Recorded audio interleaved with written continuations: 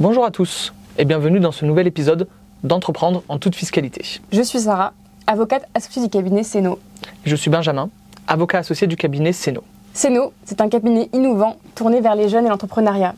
Notre clientèle est essentiellement composée de jeunes chefs d'entreprise, agiles et connectés. Alors, en discutant avec eux, nous avons eu l'envie de vous donner les clés pour entreprendre en toute tranquillité. C'est ainsi qu'est né Entreprendre en toute fiscalité avec la complicité des éditions Lexbase. Aujourd'hui, nous sommes ravis de vous retrouver pour ce deuxième épisode de la série en décortiquant le vocabulaire de l'entrepreneur. Toute personne qui cherche à se renseigner en début d'activité va se retrouver confrontée à une multitude de termes techniques. Nous allons en décortiquer 4 ensemble. Tout d'abord, la micro-entreprise. C'est le terme qu'on voit partout. Alors autant commencer par le b.a.-ba. La micro-entreprise, c'est l'entreprise du micro-entrepreneur. Et on parlait, il n'y a pas si longtemps, d'auto-entrepreneur. Les deux appellations sont les mêmes et désignent un entrepreneur dont l'activité génère un chiffre d'affaires qui ne dépasse pas certains seuils. Le micro-entrepreneur est un statut qui permet au chef d'entreprise de bénéficier de charges sociales et fiscales adaptées.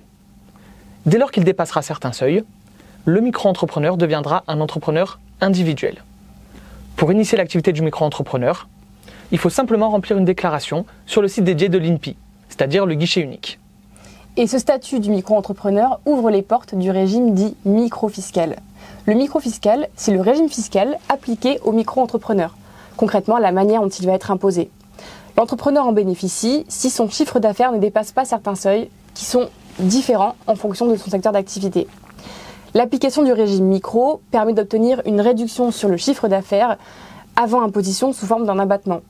Cet abattement va être de 34%, 50%, 71% en fonction du secteur d'activité encore une fois. L'avantage du régime micro-fiscal, c'est la tenue très simplifiée d'une comptabilité puisque le résultat imposable est calculé à partir du chiffre d'affaires uniquement, concrètement les encaissements, duquel on va déduire l'abattement forfaitaire.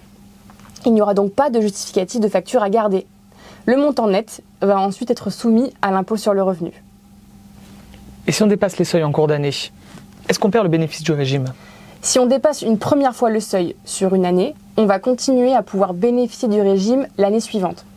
En revanche, si on dépasse les seuils sur 2 années consécutives, on va perdre le bénéfice du régime